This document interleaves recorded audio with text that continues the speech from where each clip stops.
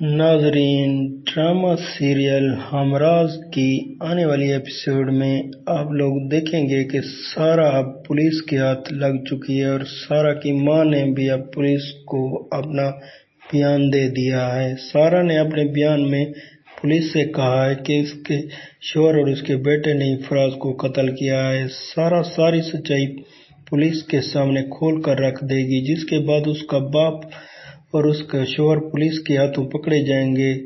और वीवर दूसरी तरफ अब सैम को भी बहुत ज्यादा सदमा लग चुका होगा। वो बहुत ज्यादा परेशान होगा क्योंकि उसने दूसरी सारा को पकड़ा हुआ था। उसने बहुत ज्यादा उसे अजियत दी हुई, इसलिए वो अब सारा से जाकर माफी मांगेगा और खुद को सैम पुलिस के हवाले कर देगा और अपना बयान भी पुलिस को दे देगा। लेकिन वीवर जब सैम अपनी सजा पूरी कर लेगा तो तब वो दोबारा सारा के पास आएगा, तो तब अमर और सारा दोनों उसे माफ कर देंगे। और दूसरी तरफ सारा की वालदा से कहते हैं कि बेटा तुम कैसे श्योर हो, तुम अपनी बीवी को अपनी जिंदगी से निकाल देना चाहते हो।